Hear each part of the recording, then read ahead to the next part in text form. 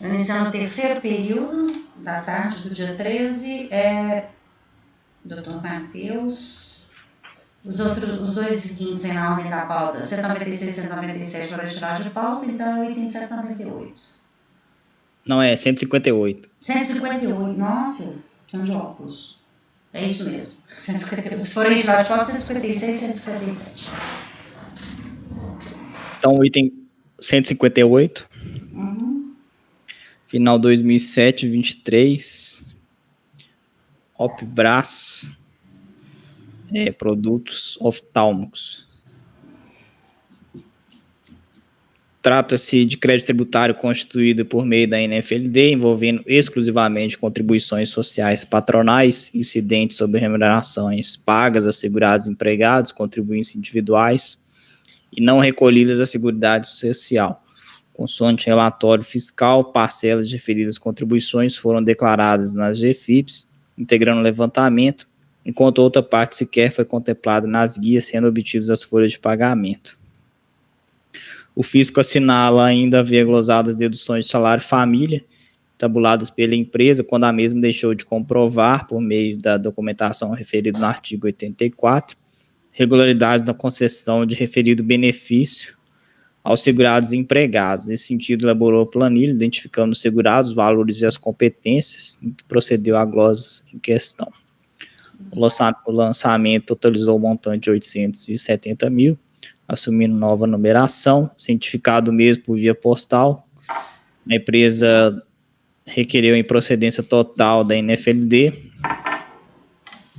alegando, em síntese, a ilegalidade da cobrança do INCA por se tratar de pessoa jurídica, ilegalidade da exigência do SEBRAE, inexigibilidade de contribuições sociais sobre o 13º salário, por não ter natureza salarial, indevida cobrança de contribuição para o salário e educação, inexigibilidade do seguro acidente de trabalho, inconstitucionalidade do salário família, apresentou as GFIPs de 5 de 2005 a 3 de 2007, inexistir dolo ou má-fé em relação às retenções de contribuições sociais de segurados, porque, se não recolhidas, deveu-se a excessiva carga tributária, inconstitucionalidade da multa aplicada por seu caráter confiscatório. O feito foi convertido em diligência, ocasião que o fisco voltou a se pronunciar nos autos, esclarecendo que nenhum documento foi apresentado pela empresa na ação fiscal em relação aos salários família pagos aos segurados, elencados da planilha, analisando os documentos relacionados pela defesa, retificou os valores glosados nos moldes da planilha, que fez juntar, constituído na mesma ação fiscal, elaborou planilha com as glosas remanescentes, especificando por segurados os documentos que deixaram de ser exibidos. Cientificado o resultado da diligência, a empresa ditou sua impugnação inicial, pronunciando-se no sentido de reiterar seus argumentos contra as inconsistências das glosas de salário família, especialmente em relação aos segurados que elenca, fazendo juntar novos documentos. Em seguida, sobreveio o julgamento proferido pela DRJ, por meio do acordo, cujo dispositivo considerou o lançamento procedente, com a manutenção do crédito tributário, transcreva aqui a ementa, contribuinte inconformado interpôs recurso, reiterando os argumentos apresentados em sua impugnação. Os autos foram remetidos a esse conselho. Este é um relatório, passa ao voto, o juiz de admissibilidade, recurso tempestivo, toma conhecimento. Ao mérito, tendo em vista que o recorrente transcreve em seu recurso ipsis literis a sua impugnação, enxertando apenas alguns comentários sobre a decisão recorrida, eu opto por reproduzir no voto proferido pela decisão de primeira instância, com as quais concordo parcialmente, para, ao final, apresentar as considerações sobre a decisão e que, a meu ver, entenda merecer reparos. Aqui eu estou trazendo o entendimento da DRJ, né, que basicamente pontua sobre a constitucionalidade dessas rubricas questionadas pelo recorrente. Pois bem, entendo que as razões adotadas pela decisão de piso são sólidas, não tendo a parte de cumprido onde demonstrar a fragilidade da acusação fiscal, a começar sobre as alegações de ilegalidade e inconstitucionalidade das contribuições ao SEBRAE, que oportuno observar que já está sumulado, entendimento segundo o qual falece competência ao CARF, súmula número 2. Da mesma forma, não é possível afastar incidência tributária sobre o 13º salário e o salário educação.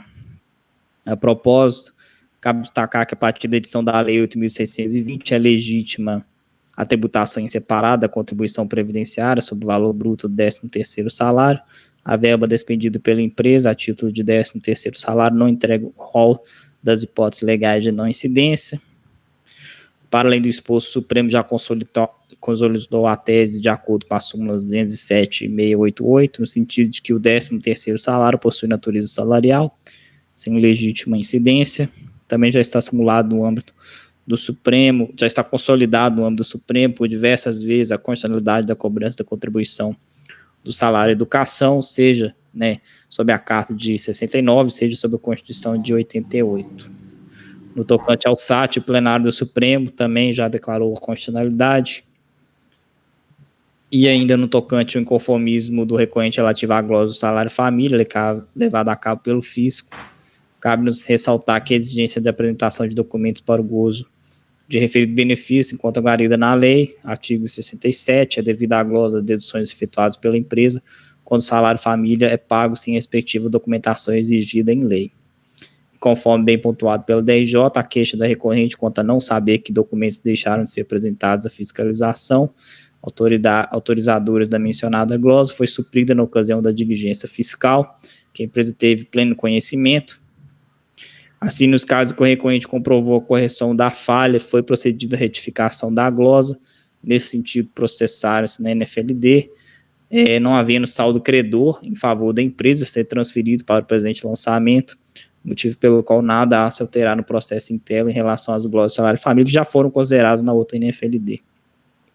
Ademais, a alegação do recorrente no sentido de que apresentou a GFIP é indiferente ao caso em questão, esse conforme pontuado pelo DRJ, não houve desconsideração das mesmas pelo fisco, tanto que ao efetivar o lançamento concedeu a benesse na redução da multa, tendo em conta os valores nela declarados. Proposta de fiscalização identificou as remunerações constantes das folhas de pagamento que não foram declaradas nas correspondentes GFIP, sendo as mesmas objeto do levantamento, folhas sem GFIP, contra o qual a empresa não trouxe qualquer prova em contrário, mantendo-se assim incólume. Sobre a alegação de que a multa possui cunho arrecadatório, novamente transcreva a súmula CARF 2. Ademais, a responsabilidade por infrações de legislação tributária independe da intenção da agente. A multa de ofício aplicada pune precisamente os atos que, embora não tenham sido praticados, ainda assim tipificam infrações. Não vislumbro nenhuma nulidade na hipótese dos autos, mas determina o recálculo da multa em conformidade com a portaria PGFN, Receita Federal 14 de 2009, se mais benéfico para o sujeito passivo, tendo em visto que dispõe a súmula CARF 119. Então, estou conhecendo o recurso voluntário para, no mérito, dar-lhe parcial provimento, a fim de determinar o recálculo da multa em conformidade com a portaria conjunta, se mais benéfico para o sujeito passivo. Cléris. Acompanho o relator. Acompanho.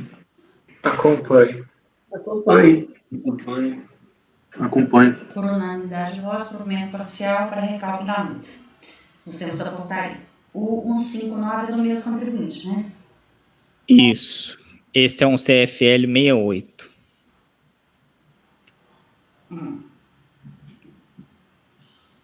E aí é o seguinte, parte do que se discute aqui já foi decidido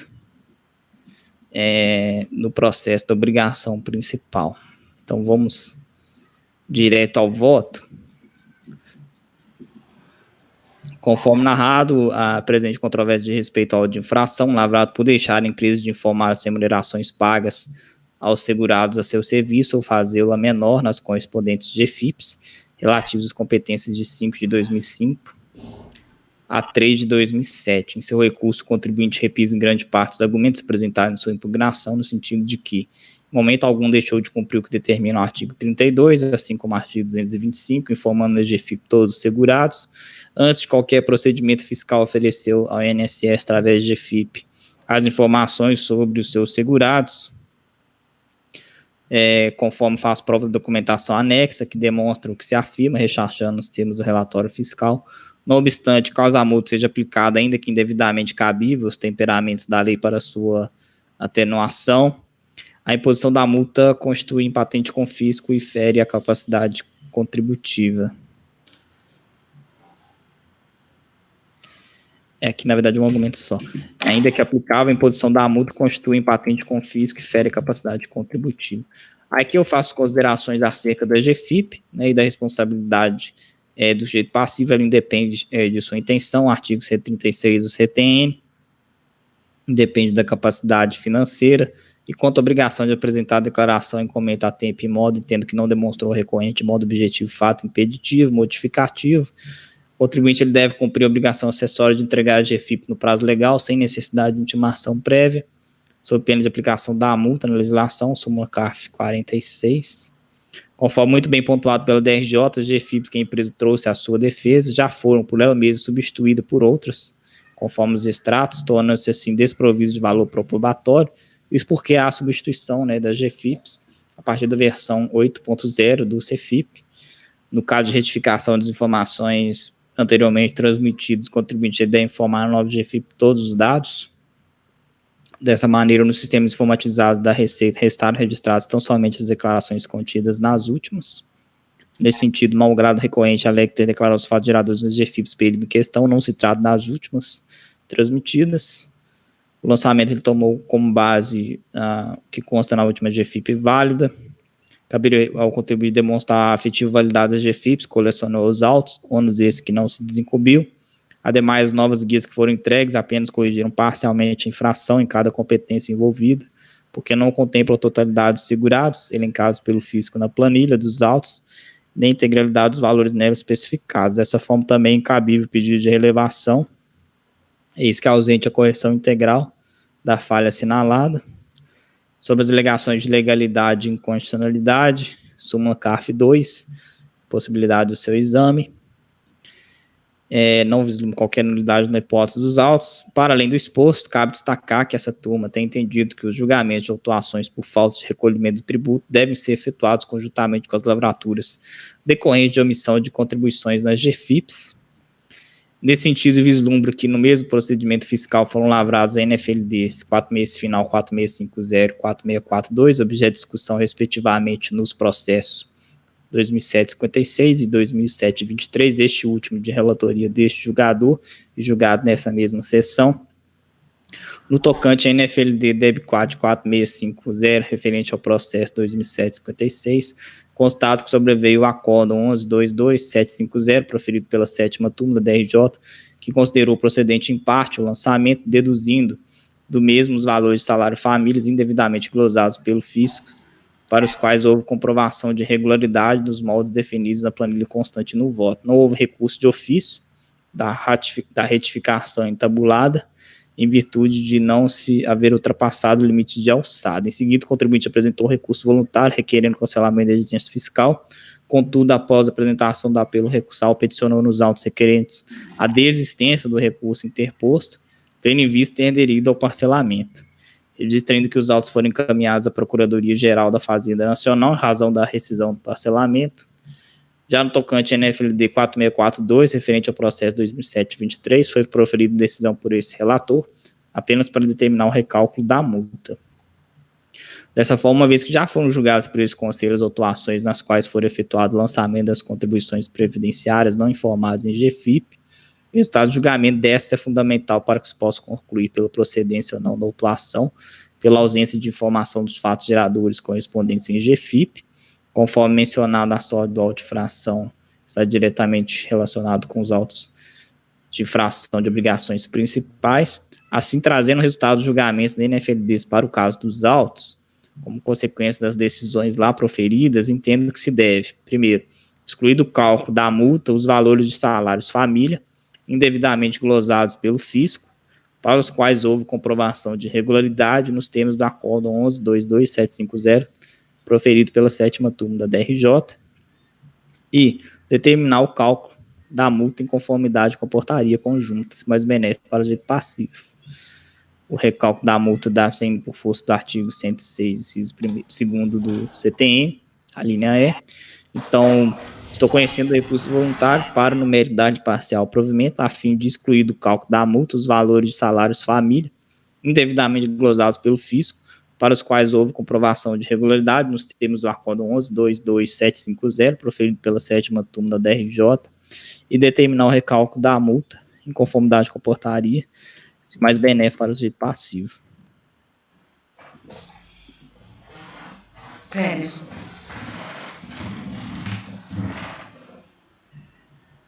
Eu só fiquei, só uma dúvida, esse salário família, ele faz parte da base de cálculo aqui do autoinflação, é?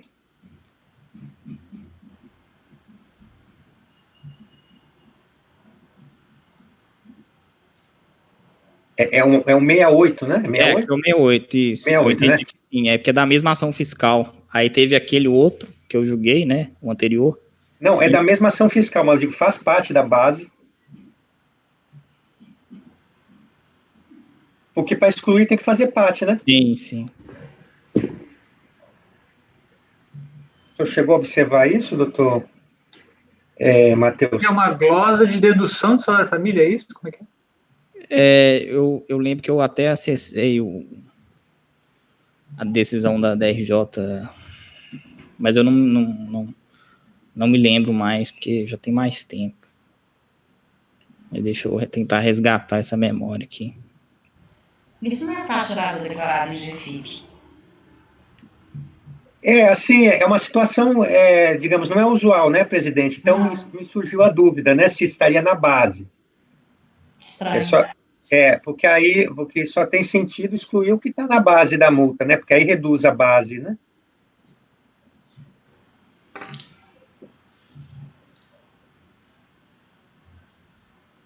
Uhum. Deixa eu só abrir aqui, que eu cheguei até a ter esse acórdão, né?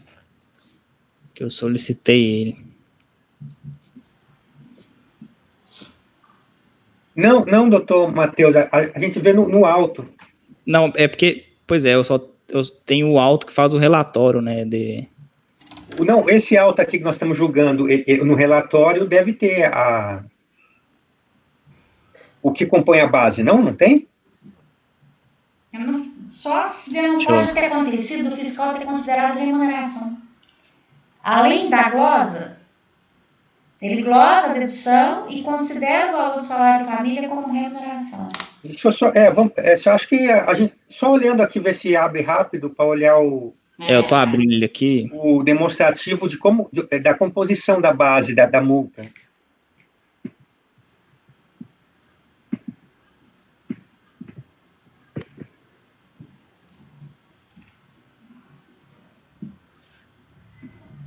Aí tem aqui vários trabalhadores, né? Informação Página 15, página 15, né? Isso. Nós temos aqui parece que é remuneração, né, doutor Matheus? Remuneração na folha de pagamento, comparado com a da GFIP, na coluna seguinte, na próxima coluna a diferença, e na última coluna a contribuição, que deixou de ser declarada, né? Entendi. Então... Tem aqui, né? É só essa... 15... Aí tem categoria, né? Categoria empregado, empresário, autônomo. Também tem essa coluna, o nome, trabalhador, competência.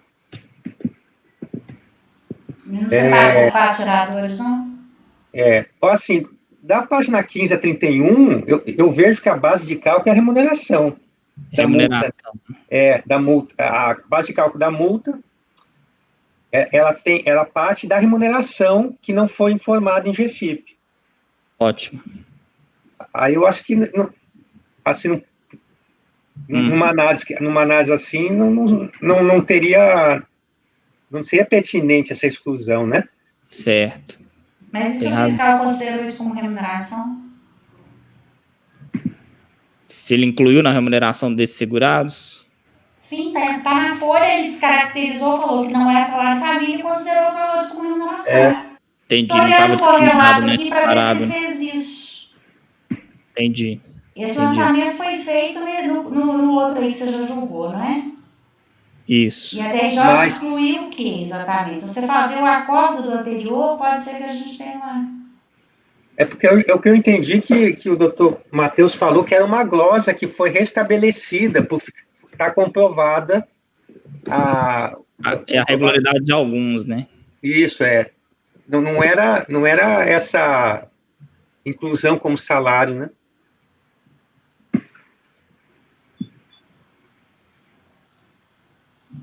Eu ainda não consegui abrir o outro para checar.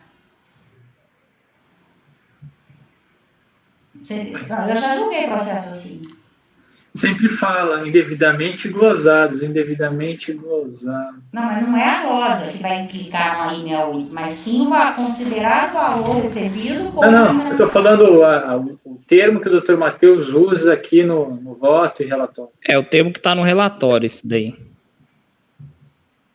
Pois é, mas é que tá. Porque o comum era só a glosa, né, presidente? Não, Não? já julguei processo que, além Não, de glosar... a senhora já julgou, digo assim, o comum.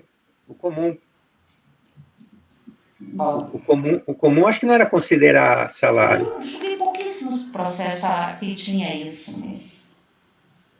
Eu tô com outro auto aqui, tem uma tabela parecida, né, que é assim, relação dos valores de salário família glosados.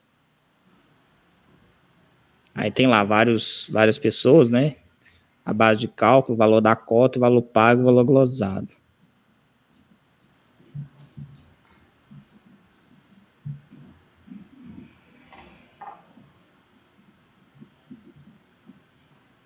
Eu acho que aqui realmente o salário família ficou segregado nesse outro auto apenas. Então, essa parte aí tem que tirar. Se tivesse incluído, né, mas não tá me parecendo isso aqui, não. Na hipótese da presidente, Dr. Matheus, teria essa glosa e depois teria um outro lançamento, né, adicionando a remuneração do trabalhador. Seriam duas Entendi. lançamentos. Eu entrei no lançamento aqui só para ver se houve isso. Pagamento automático. No relatório de lançamentos.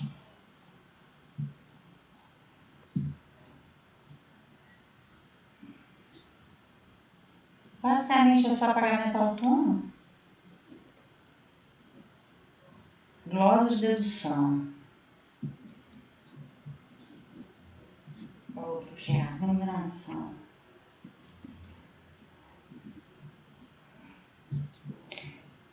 É um levantamento glosa de deduções. Eu não vi, só no seu relatório fiscal ele fala que foi considerada remuneração, mas eu não sei. Tem que chegar lá. Vamos ver aqui. Relatório.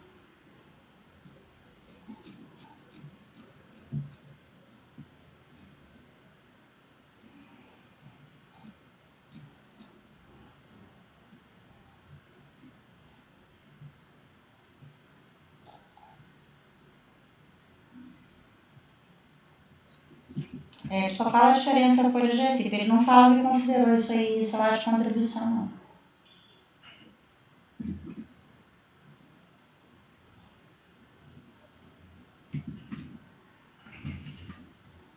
Da análise da folha de pagamento, verificado que o que a empresa deixou de considerar na base de cálculo ajuda de custo, que não indica ressarcimento de despesa. Tá? É isso. Não é só... Os valores pagos de salário família, cuja documentação apresentada não comprovou a regularidade, foram glosados. A relação dos empregados ao salário que foram glosados se encontra anexa. Pagamento para... Só isso que ele fala. Ele não fala que considerou.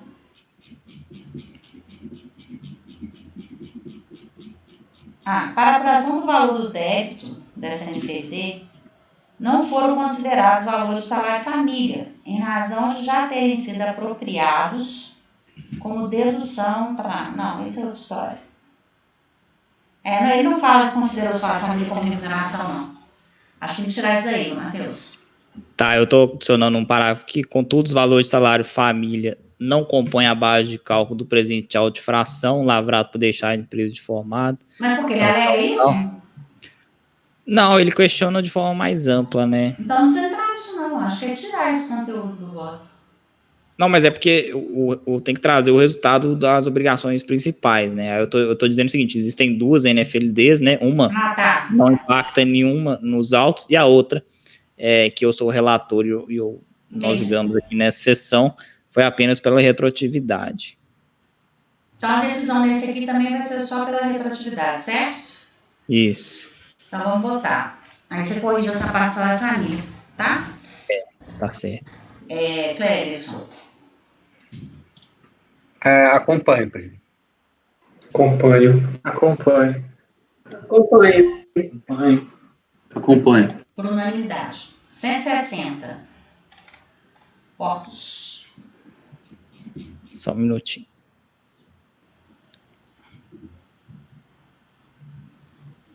Só um minutinho que eu tô anotando aqui. Então vamos para o 160.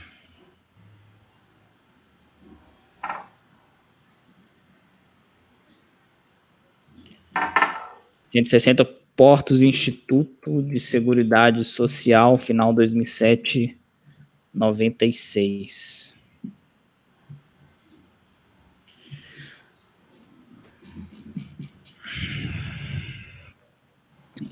Trata-se de lançamento referente à NFLD,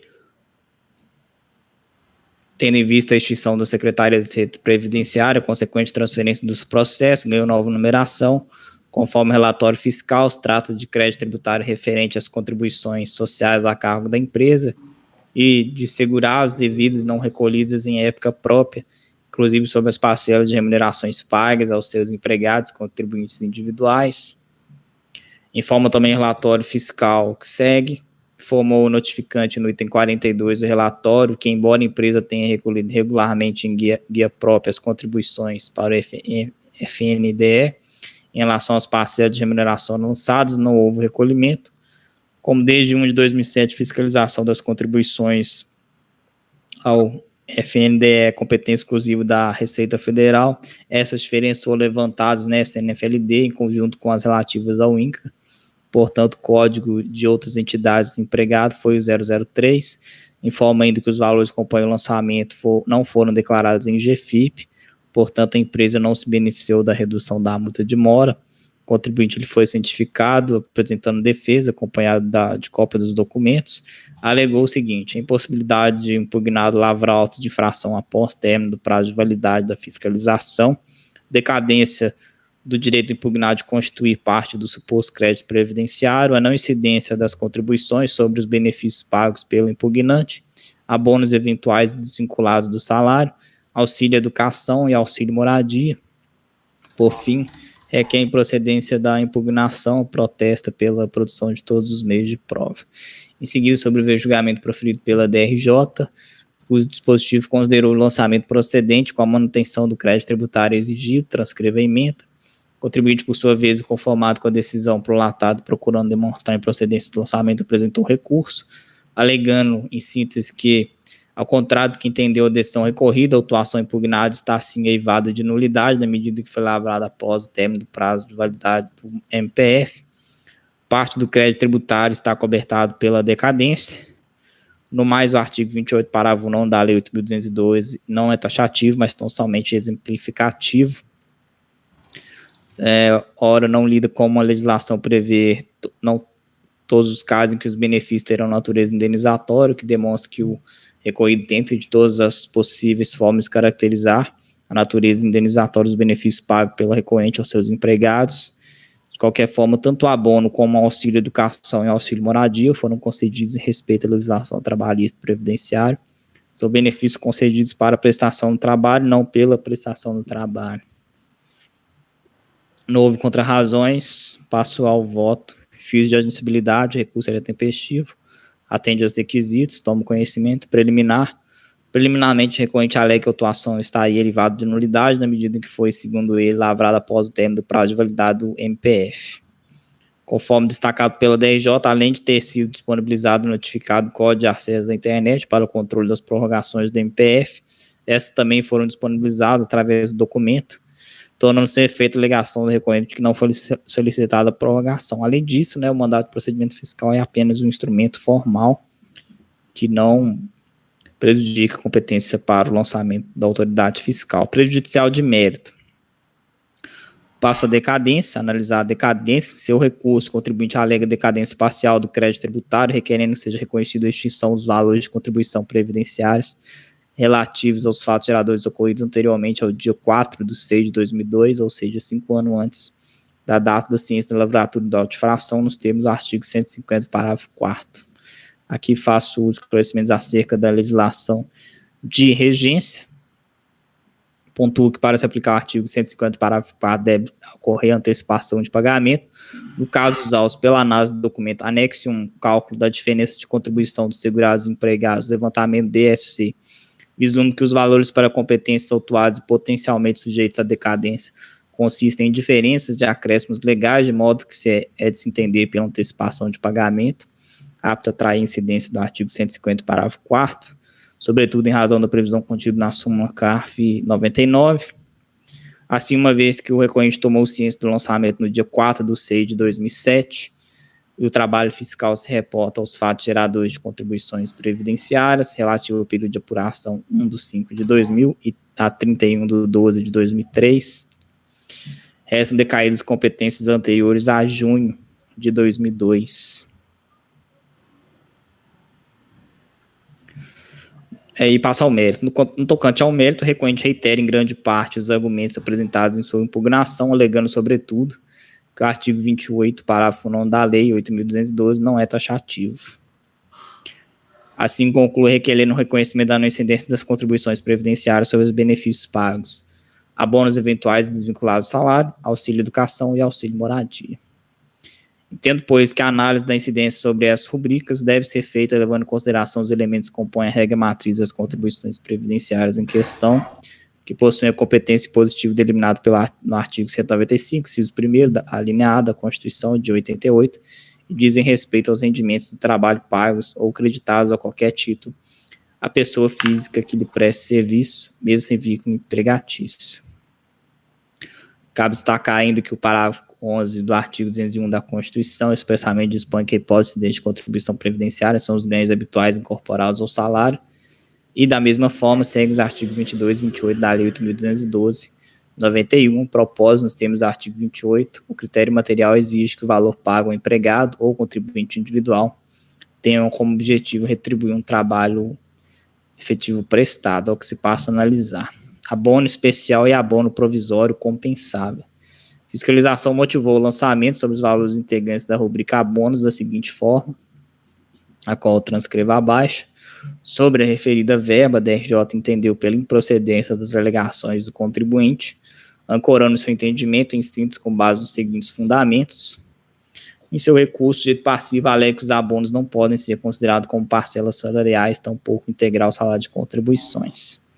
Afirma, pois, que optou por conceder abono especial e provisório a seus funcionários, conforme consta previsto na cláusula 4ª e 5ª da Convenção Coletiva de Trabalho daquele ano, e pela análise das cláusulas da referida Convenção Coletiva de Trabalho, constata-se que o abono, primeiro, apesar de pago de forma parcelada, foi único e pontual, sem qualquer habitualidade. Segundo, não se prestou a retribuir o trabalho realizado. Terceiro, teve valor fixo.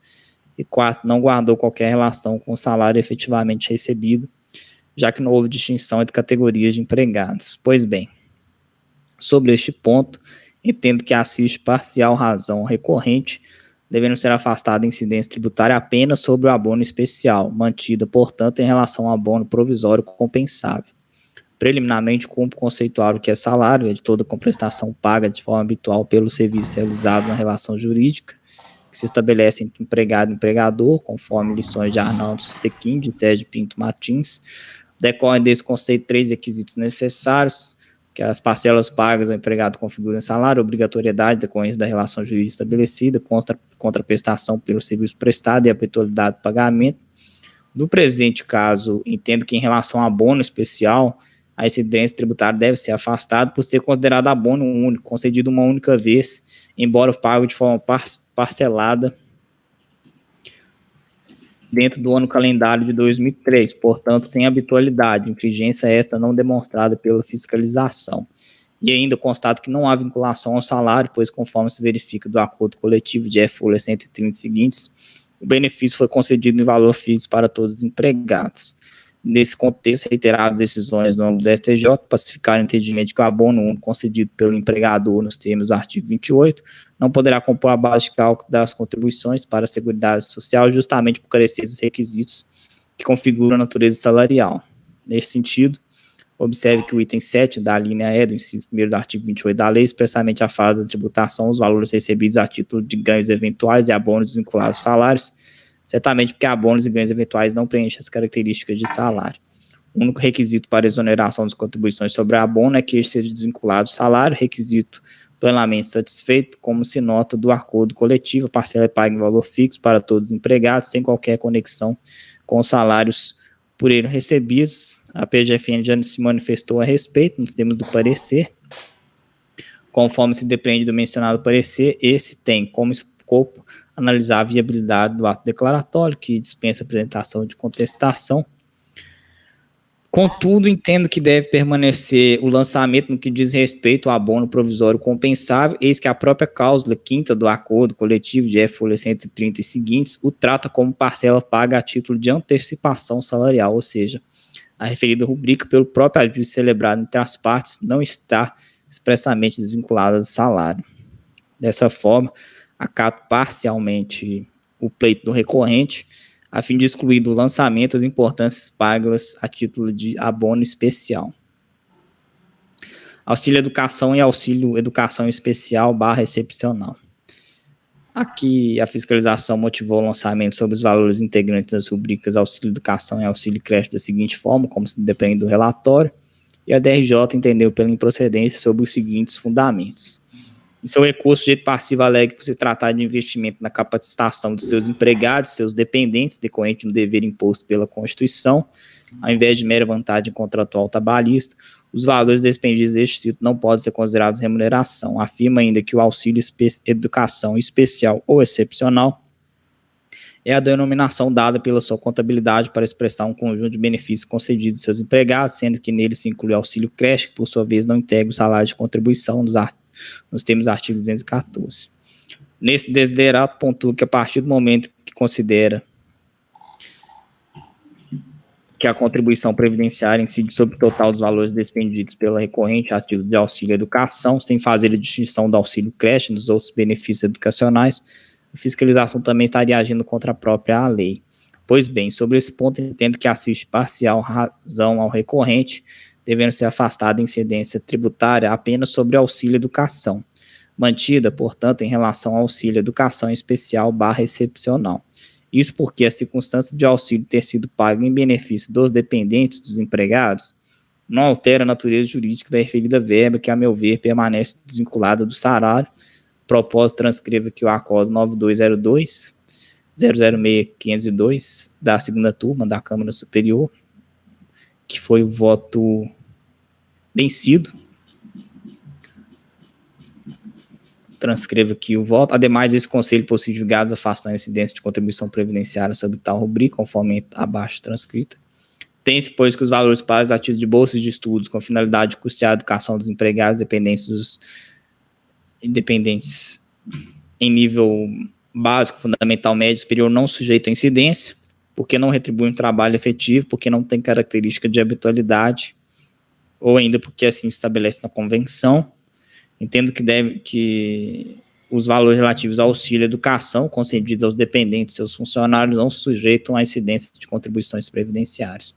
Contudo, no tocante ao auxílio educação especial / excepcional, não merece prosperar a alegação do recorrente, eis que o referido benefício compõe de valores pagos aos empregados da empresa para cobrir despesas, não apenas educacionais de seus dependentes, mas também despesas médicas, essas sem amparo legal, não sendo possível segregar os referidos montantes, o que fulmina o entendimento anteriormente exposto.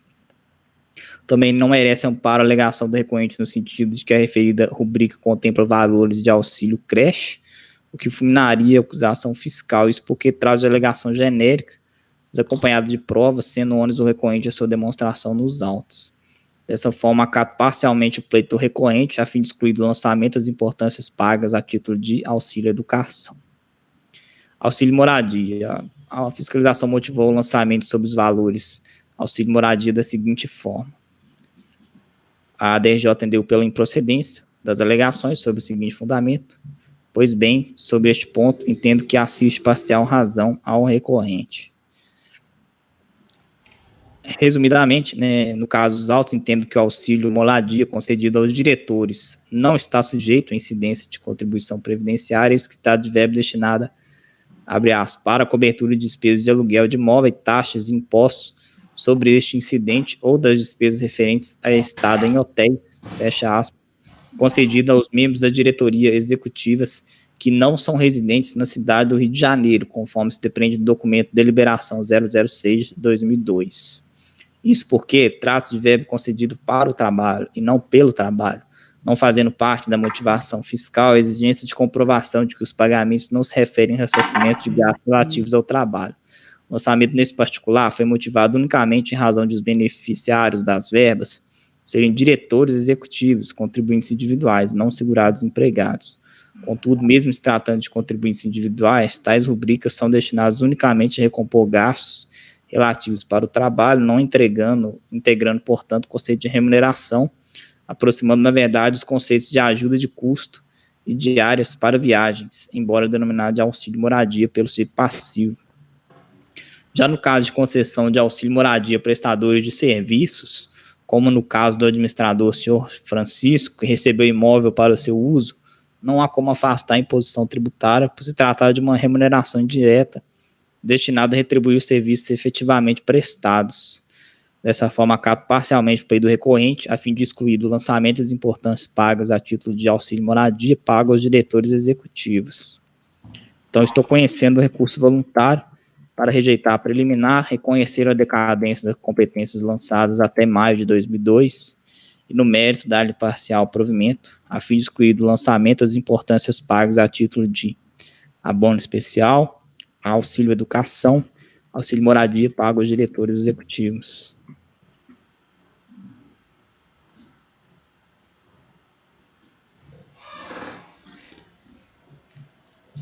Eu não concordo nem com auxílio moradia, nem com educação. E esse abono é aquele abono único previsto em convenção coletiva do trabalho?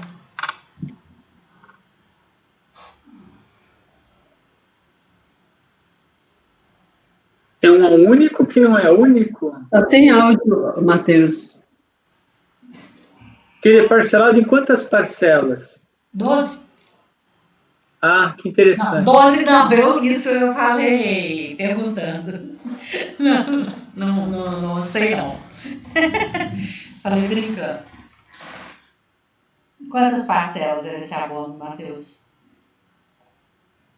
Tá sem áudio, Matheus. Ó, desculpa, eram 3 ou 4, né? Mas é pouco dentro do ano. Não. É um terço. Ele é o único considerado no ano. O pagamento apenas que foi dividido. Mas é apenas um abono. O pagamento é que foi parcelado em prestações de R$100. Bem, é isso. Alguém quer mais se perguntar alguma coisa? Eu estou só refletindo um pouco sobre o auxílio moradia. O auxílio moradia que me pareceu ser muito mais um ressarcimento de despesa, né, para aqueles diretores que tinham que participar em reuniões lá no Rio de Janeiro. Existia um valor fixo, né, que se pagava para essas ocasiões que estão na deliberação. E não são valores altos, tendo visto que tem que se pagar ali, né, hotel, né, alimentação, etc. Não era aluguel de apartamento? Oi? Não era aluguel de apartamento, pelo que eu entendi? Não, o outro era aluguel. Hã? O aluguel é o auxílio moradia, que tem outro nome aqui. Ah. É porque são vários tipos de auxílio moradia. Eu estou excluindo apenas esse auxílio moradia pago aos diretores executivos, que fazem parte dessa deliberação número 6 de 2002. Esse me pareceu muito mais um ressarcimento, né, de despesa sem um comprovante, né, determinado, mas um valor razoável. Tem comprovante? Eles não residiam no local. Não residia. Tinha eventualmente uma reunião, tinha que ir lá no Rio de Janeiro, aí já tinha um valor fixado, né? Então eu posso enquadrar como uma diária de viagem? Isso, eu entendi assim. Mas se o valor é fixo, não pode. Oi? Porque o valor de diária tem que ser por dia. Não, o valor ele era assim, era R$ 2.000, né, para reuniões lá no Rio de Janeiro.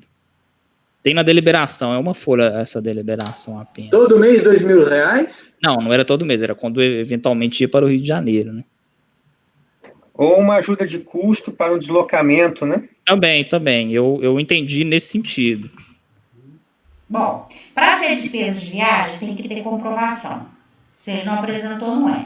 E para ser diária, tem que falar o valor por dia e quantos dias. Não pode ser um valor fixo, assim, aleatório. Não, a despesa de viagem, podemos entender que se não ultrapassar 50% na época, né? Não, diária, né? Despesa de viagem, não.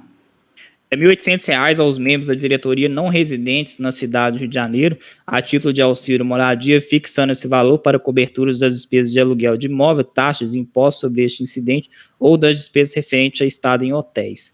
O pagamento para referida ajuda de custo passa a vigorar a partir do mês de outubro de 2002.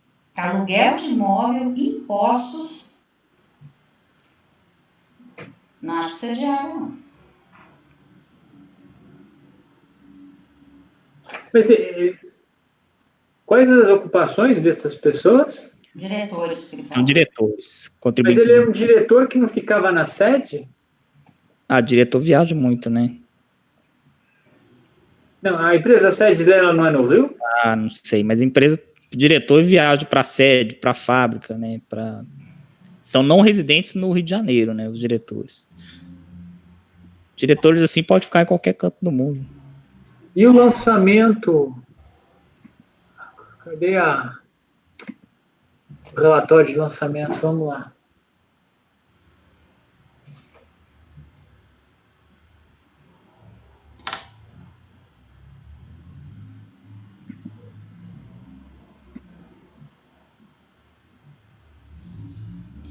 Despesa de viagem não é, porque deveria ter comprovação e é um ressarcimento pelo valor da despesa, que o valor é fixo. E diária também não é, porque para ser diária tem que ser o valor por dia e falar quantos dias. Não poderia ser um valor fixo por mês. Não faz sentido. Então Mas não é ele não é fixo por mês, né? Ele é a título para a cobertura dessas despesas, né? Mas você falou que era fixo. Esses diretores não residentes. Sim, mas você falou que o valor era fixo. O valor é 1.800, ele é fixo. Então não é nem diária nem despesa. Eu entendi que não é remuneração. Essas duas, não. Doutor Matheus, esse valor dá para perceber que ele não é pago? Ele não é pago todo mês? Ou ele é pago todo mês? É porque é estado em hotéis, né? Tem essa parte aqui da deliberação. Não essa parte em hotéis. Eu quero saber se... no lançamento, mas eu não me recordo. Não me pareceu ser esse o caso, de ser mensal, né? O intendente da Receita que passou mais de 10 anos num hotel. Ele tá pagando hotel, não é remuneração. Ele pagava o hotel, só que ele trabalhava... Para o trabalho. Não, mas a habitação, o usual, a habitação do empregado ser custeada com o salário dele. Isso. Nós custeamos nossa habitação com o salário. Com o nosso Com a salário. nossa remuneração. Agora, situações excepcionais, ou assim, não rotineiras, né? Deslocamentos, isso aí sim é entendido, pode ser entendido para o trabalho, né? Essa a dúvida. Isso, eu estou no discriminativo analítico do débito, esses valores eles não são os mesmos no mês, né? Apurado aqui no mês de 2003 é 1.035, né? No mês 2 de 2003, 948. No mês 3 de 2003, 779. Mas assim, isso para o mesmo trabalhador? Não, espera, eles eram contribuintes individuais? Sim, é porque é diretor, né? Piorou. Isso, esse foi o ponto. Eles eram contribuintes individuais? Isso. Para mim, qualquer valor paga contribuinte individual é remuneração. É diretor não empregado. É diretor não empregado. Não, mas isso inclusive, a própria Receita já se manifestou que aquele parágrafo 9º do artigo 28, ele se aplica quando for a contribuinte individual também. Dependendo da linha. Dependendo da linha. Então, não é assim, Sim, só para empregado. Nesse caso aqui, Dependendo da linha. Se a linha não fala que é para empregado expressamente, pode ser aplicado aos demais. Eu acho ao contrário. É quando a linha fala que é para empregados e dirigentes. Não, mas aí não tem necessidade de nenhuma interpretação, presidente. Sim. Olha, esse lançamento de diretores está assim, ó, competências 8/2001, 9/2001, 7/2002, 8/2002, 9/2002, 10/2002, 11/2002, 12/2002, 1/2003, 2, 3, 4, 5, 6, 7, 2003, 8, 9, 10, 11, 12, 2003, e vai o ano todo. Não, e para de 2003, ele só que os valores, eles oscilam. Numa competência 3.000, outra é 5, 5, 7, 3, Mas esse é o valor global para todo mundo 4, ou para 3. Os dos diretores estão na folha 100. Dá para ver melhor aqui. Que G2? Valores aos diretores, /administradores. É o levantamento AXM, não é? AXM, eu estou no RL. A DJ fala que esse auxílio é pago aos diretores que possuem residência localizada dessa sede do Rio de Janeiro enquanto não firmarem domicílio. Antes deles começarem a ter antes de firmarem domicílio lá. Efetiva. Está no item 17.1 da acorda da DJ.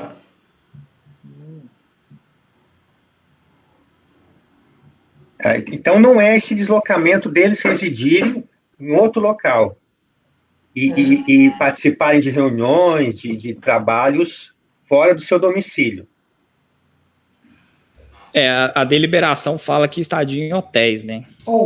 Né? Mas aqui... Ele argumenta nesse sentido. Não, mas ainda assim, a pessoa, quando passou a atuar como diretor, né?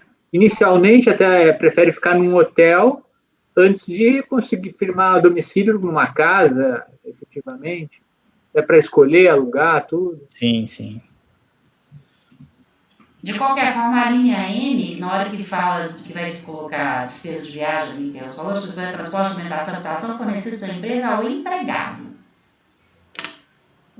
Sim, presidente, mas que essa leitura, eu também compartilho da leitura que o parágrafo 9º não é exaustivo. Se for para o trabalho, exclui. Está no próprio conceito da regra de matriz de incidência. É esse o entendimento também do Dr. Matheus, né, que ele faz o raciocínio. Só que esse fato, o que me chama a atenção é isso, Dr. Matheus.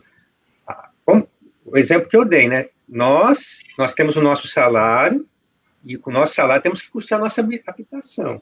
Sim.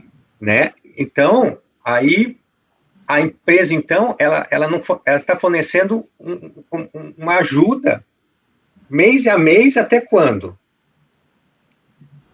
Aí, essa ajuda pode ser hotel, pode ser, por exemplo, pode ser despesa com um aluguel, hotel, flat, etc.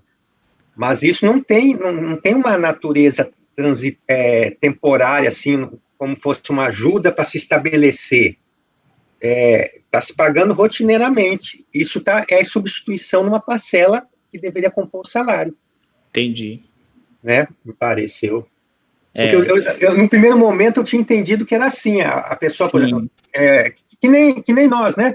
Nós temos um deslocamento para participar de reunião em Brasília, quando tinha, né? E assim ganhamos algum valor fixo, não? Pelo que está no anexo 1, na folha 100, eu estou vendo que esses valores eles acabam sendo 2.400, 2.400, 2.400 todo mês, né? Agosto, setembro, outubro, novembro, dezembro, então, ou seja, né, não me parece que é algo eventual. Não está me parecendo aqui ser algo eventual. Perfeito. Quando eu fiz esse raciocínio de custear com salário, não se limita meu raciocínio à condição de empregado, pode ser também o caso do diretor, também sem vínculo empregatício. Sim. Aí tem Marcelo, todos os meses, Cleide. Cleide 1.900, o valor dela se repete. Marcelo também 1.800. Então me parece que realmente não é algo eventual. Isso, parece que é essa a ideia, né? É como a pessoa é convidada a trabalhar num determinado local diferente, e aí é pago 1 ano, Entendi. 2 anos até se estabelecer, né? Alguma coisa assim, né? Isso, é verdade. Mas isso para mim, essa situação para mim deveria compor a remuneração, porque né? Aqui eu faço um ajuste, né, como bem a gente discutiu, analisando aqui o anexo, né, não apenas a deliberação, eu vejo que são valores que se repetem, né, ao longo do ano. Então, não me parece aqui realmente ser apenas uma diária. Ainda que seja um valor fixo para mensal, são valores que eles têm uma certa constância aqui, ainda que trimestral, mas são recorrentes. E aí não seria apenas um ressarcimento, né, para o trabalho. Acho que seria algo além disso, nos termos em que consignados aqui. Então, sobre esse ponto, eu faço aqui a minha alteração. E o meu voto é conhecer do recurso para rejeitar a preliminar, reconhecer a decadência das competências lançadas até maio de 2002 e, no mérito, parcial provimento, a fim de excluir do lançamento as importantes pagos a título de abono especial e auxílio à educação. O abono também a DRJ disse que foi pago de julho a dezembro de 2003. Não, mas ela acho que ela está pegando os dois juntos, né? Os dois abonos.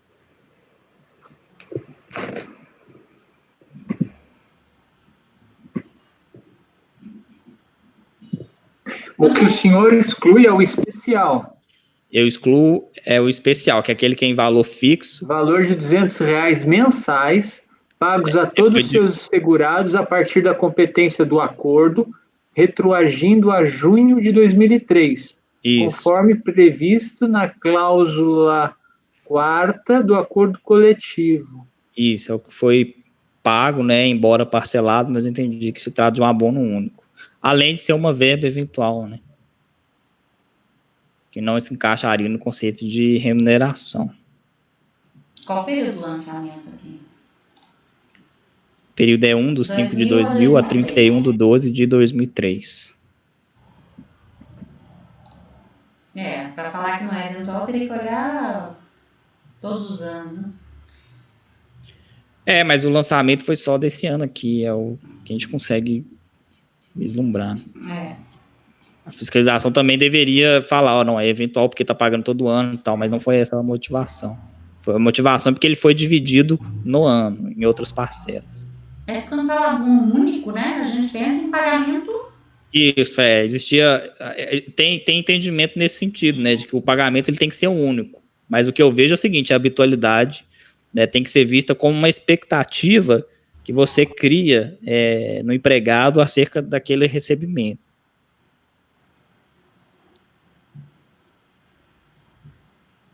O que eu não entendi é isso aqui, ó. Pago a todos os seus segurados a partir da competência do acordo, retroagindo a junho de 2003. Porque essas negociações... A competência do acordo é agosto de 2003, é isso, doutor Matheus? Isso, é porque a convenção coletiva, ela demora a chegar a um acordo, né? Ela demora a formalizar. Então, o que eles fazem é isso, né? Eles estipulam essa fórmula de cálculo. Vai retroagir. Mas então ela foi pago de uma forma única, pois se o acordo foi em junho de 2003, por exemplo, e mandou retroagir, se os meses já estão no passado, eles pagaram de uma vez. Isso, mas salvo engano, foi parcelado, foram 3 vezes esse valor aí. Essa foi uma forma de apuração, né? Paga R$100, tal, mas os pagamentos, salvo engano, aí foram divididos em 3 parcelas, alguma coisa nesse sentido. Mas isso eu não para mim não descaracterizaria a natureza do abono único. O acordo está aqui no processo? Tá aí. Eu, salvo engano, eu cito ele, né, no fundamento. Deixa eu ver se eu localizo. Quero ler o texto da cláusula. É esse, né? Eu acho que o senhor estava lendo do meu voto, né? Eu estava lendo no voto. E a redação de lá.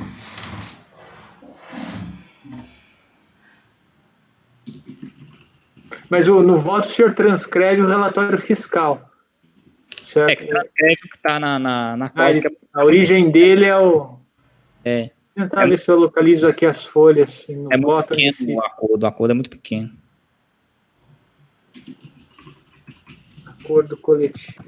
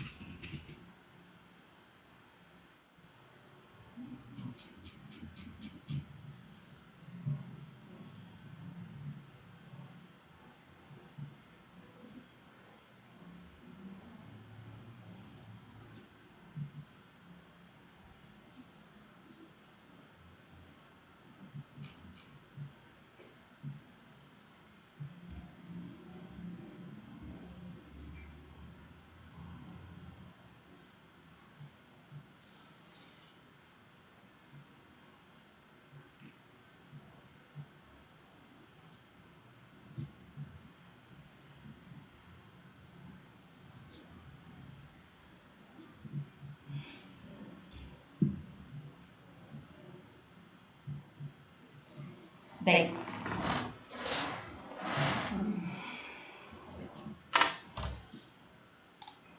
O acordo é de setembro e mandou pagar desde junho.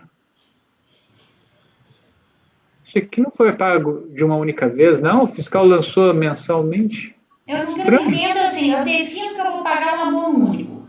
Beleza, hoje. Aí por que eu vou pagar Setembro. retroativo? Em setembro. Estamos em setembro. Por que eu vou Diz pagar que vai retroativo? pagar de junho até agosto, mas define em setembro Mas por que e é pagar parcelado. Isso retroativo? é único mesmo, no final das contas. Não tô entendendo. Por que falar, estou definindo hoje que eu vou pagar o abono único? Mas por Para que 3 eu vou pagar meses atrás. retroativo? É porque faz parte da negociação, né? Se o abono é único, paga uma vez no ano, por que ele vai falar que é retroativo? É isso que eu não entendo.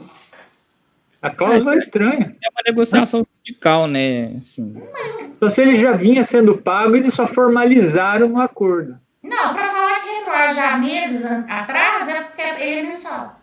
é uma forma de né, Para mim, ele é mensal. dar o trabalhador aí, mas é nessas negociações. É muito melhor do que falar que está pagando apenas uma parcela. Sim, mas não é, eu não estou independentemente de qualquer coisa, estou interpretando. Veja, como é que eu faço um acordo? Eu vou te pagar um abono único, que vai retroagir ao mês tal, e vou pagar. Como assim? Por que retroagir? Se fosse assim, eu vou te pagar um abono único, então eu vou pagar ele, mas eu não tenho dinheiro para pagar ele integral, eu vou dividir em 3 meses, mas tem que ser a partir de agora. Estranho falar que vai retroagir. A retroatividade é da forma de calcular, né? Eu vou pagar um abono de R$100, mas eu estou retroagindo ele há 4 meses atrás. É uma forma de calcular o valor final desse abono. Ah, não. Ah, pera lá, agora que eu... não foi bem assim. Cadê? Finalmente consegui achar. É de junho de 2003 a novembro de 2003. Sim, mensal. Mas o fiscal não fez... Acho que ele lançou o consolidado, não me lembro. Ele só lançou 3 meses, não foi? 3 meses, não me recordo. Essa folha 131. Essa questão de ser, assim, mensal... Ele considerou 2 vezes por ano, né? Acho que foi isso. E aí uma ele considerou, outra não, né? Mensal não significa que não é único, porque pode ser uma questão de fluxo de caixa da empresa. Ao invés de ter que pagar tudo de uma vez só, vai pagando um pouquinho por mês para não afetar o caixa. Eu entendo isso. O que eu não entendo é falar retroagir. Definiu hoje que eu vou pagar abono único. Beleza, olha, mas eu não consigo pagar os R$300 de uma vez. Vou pagar de 3 de 100, beleza? Beleza. Mas por que ele fala retroagir? O retroagir pode ter uma explicação no fato da demora, da assinatura. Não. Ó, o abono funcionou assim. Em setembro, eles pagaram 3 parcelas. Agora eu entendi. Em setembro, eles pagaram 3 parcelas. Daí, em outubro, uma parcela. novembro outra parcela e em dezembro a última parcela. Não, em novembro a última parcela. O que demonstra que a primeira retroagiu mesmo. A primeira retroagiu. Então, Ela foi de R$600. Em setembro foi R$600, outubro 200 e novembro 200.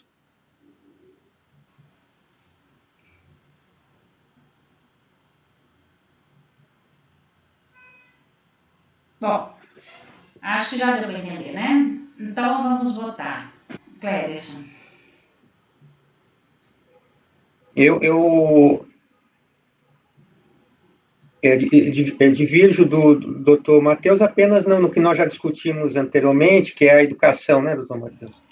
Exatamente. E aí eu acompanho o senhor no abono. Nesse abono específico que o senhor está denominando, né? Não vai ter dúvida na hora lá da exclusão, da execução, não, né? Não, eu deixei bem expresso que existem dois, né? Que eu estou excluindo só eu.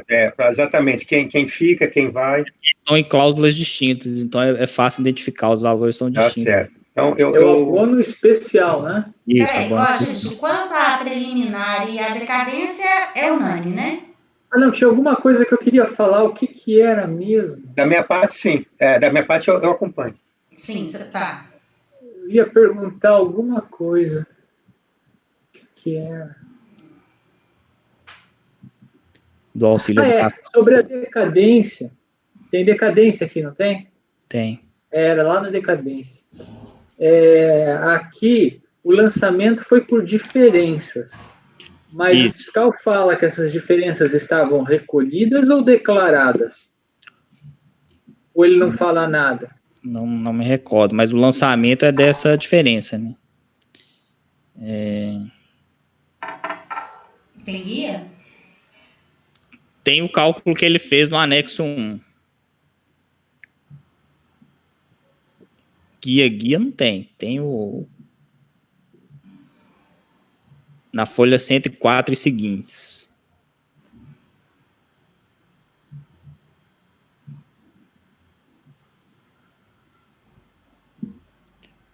Aqui fica fácil identificar que são diferenças.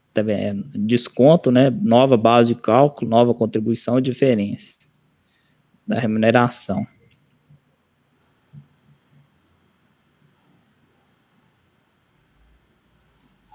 Isso de um levantamento apenas. Como é um levantamento apenas aqui, já satisfaz o critério da súmula CAF 99. E tem lá diferenças, salário indireto. Ele coloca uns créditos no relatório apresentado na folha 42, ele coloca crédito, mas eu não sei se é GPS, coloca crédito. Coloca. Que crédito é esse? Na 118 também são diferenças, né? É possível vislumbrar que se tratam de diferenças. Aqui no item 3 do relatório fiscal fala: os recolhimentos no código de GPS 2 e 100 já existentes das competências que foi levantado débito não foram considerados para abater o valor do mesmo, tendo em vista que eles se referiam integralmente aos valores das contribuições das folhas de pagamento aceitas pela empresa ou a contribuições sobre valores pagos a cooperativas, não sendo sido recolhido nenhum valor sobre essas parcelas de remuneração. Então tá, tem guia. Eu entendi. Ele fala que sim, depois que não, mas é o código 2100 que ele está falando. Mas isso é a empresa.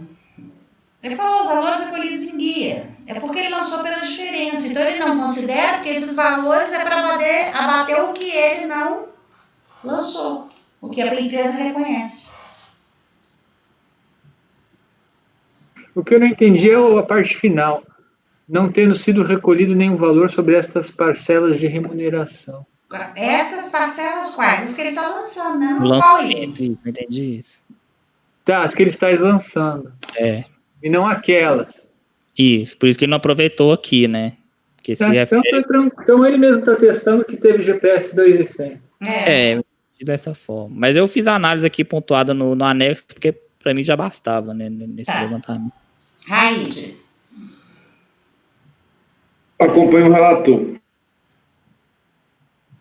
Pinheiro.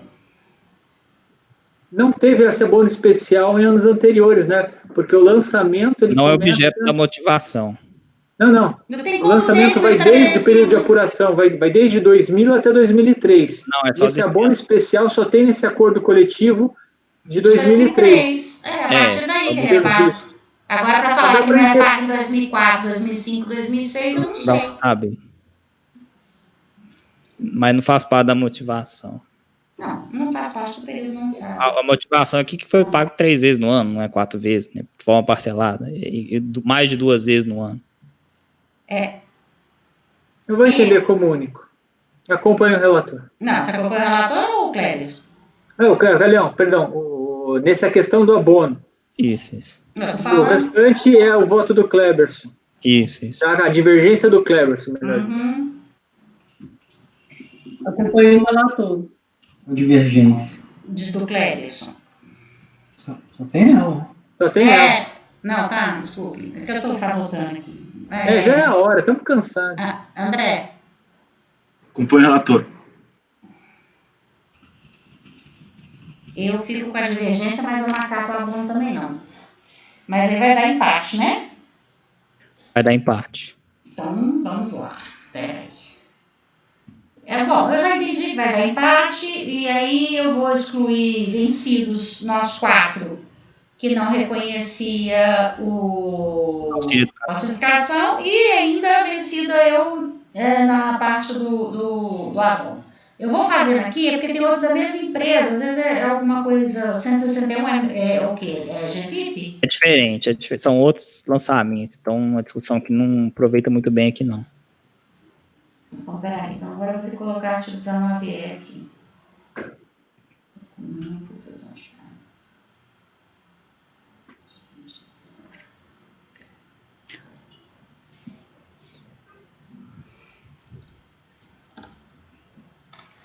Então, vai ficar por determinação. Vamos lá, peraí.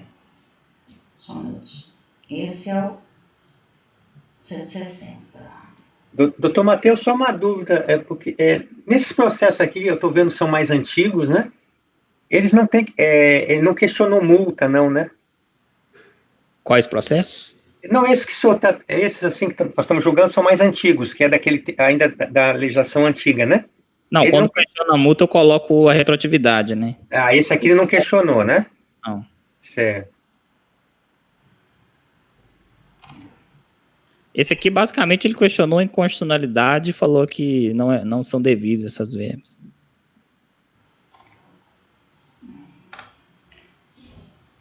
Então, peraí. Após os membros, por unanimidade de votos, rejeitar a liminar e reconhecer a decadência.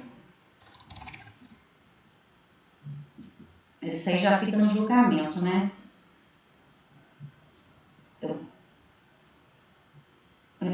E reconhecer a decadência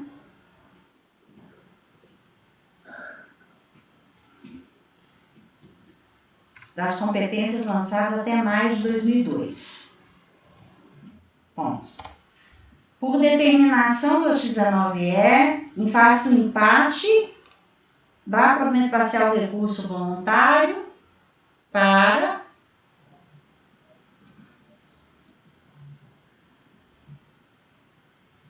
excluir no mérito, eu vou colocar no mérito, né? No mérito, por determinação do 19E, crescido pela lei, em face do empate, no mérito, dá provimento parcial do voluntário para excluir do lançamento as importâncias pagas a título de abono especial e auxílio à educação. Vencidos os conselheiros Cléberson Alex Frias, Pinheiro, Rodrigo, Cléberson, Pinheiro e Rodrigo, que davam provimento parcial em menor extensão para excluir apenas O abono especial. Os valores pagos a título de abono, vou colar aqui, de abono especial, vencida a conselheira Miriam, que dava provimento parcial em menor extensão para apenas para reconhecer a decadência. Não. Vencida a conselheira Miriam, que dava provimento em menor extensão, não reconhecendo, não excluindo também a verba, não excluindo É só decadência, não? mas é porque a decadência eu pus separado, né?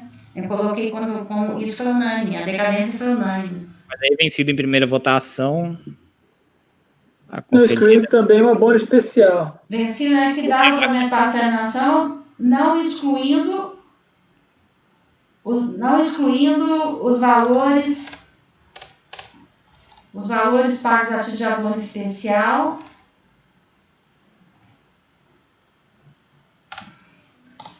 e auxílio de educação. Vamos ver se estou certo isso aqui, gente. Após o colegiado, por unanimidade de votos, rejeitar a preliminar e reconhecer a decadência das competências lançadas até maio de 2002.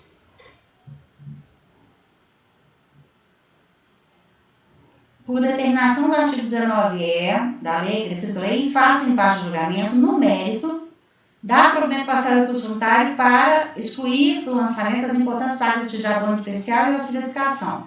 Vencidos os conselheiros Cleberson, Zé Luiz e Rodrigo, que davam provimento parcial em menor extensão para excluir apenas os valores pagos de abono especial. Vencida a conselheira Miriam, que dava provimento parcial em menor extensão,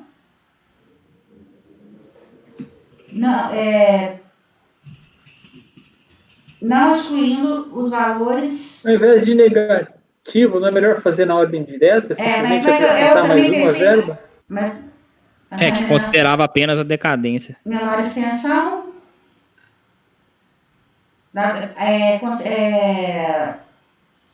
apenas quanto à decadência. Isso. Apenas, tá. Então, por determinação 19E, fala, dá Não, provimento no parcial. mérito a senhora não está negando provimento? Não, decadência eu estou reconhecendo. Dá provimento parcial. Decadência, a ideia é que é mérito. Tá. Dá provimento parcial curso para excluir o lançamento de importantes partes de abono especial e auxílio de educação. Eu acho que eu vou tirar a decadência lá de cima. Acordo dos membros colegiados por unanimidade rejeitar a preliminar. Ponto. Por determinação 19E, em face do empate, mas aí a decadência deixa de ficar... É unânime. Unânime. É porque eu ia colocar assim... Coloca ela como prejudicial de mérito e a senhora nega provimento no mérito. Não, mas eu não tenho como... Não sai no processo isso. Não sai no processo? Não. Eu vou colocar... Não, tudo bem, na hora que eu falo que eu fiquei vencida em alguma coisa, não tem problema, porque mostra que a decadência eu votei junto. Então, eu decidi a lei, faço empate, vou tirar a palavra no mérito, eu vou pôr, dá provimento parcial a curso voluntário para, 2 pontos. A. Reconhecer a decadência das competências até maio. E B.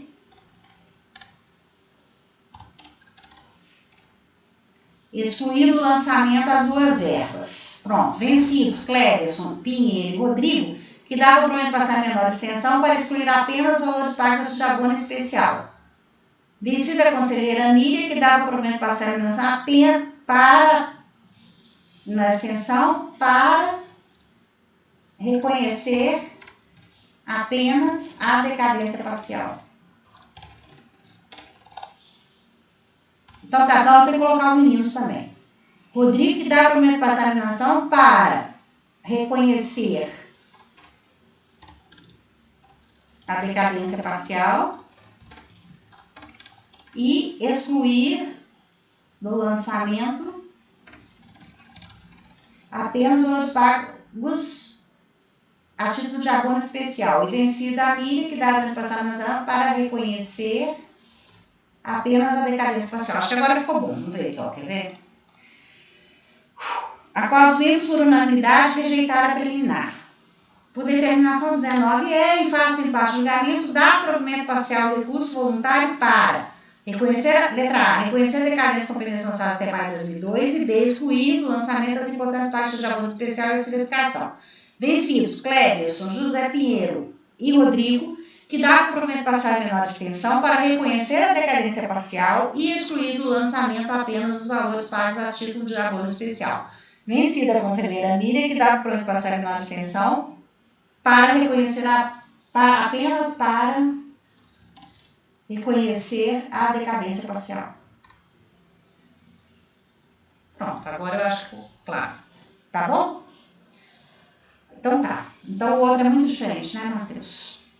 A discussão não aproveitaria, não. Então eu vou parar por aqui que já está muito tarde. Então nós paramos no item 160, né? Amanhã a gente retoma, tá? Então tá, gente. Amanhã às 8h30, beleza? Boa noite. Bom descanso. Boa noite.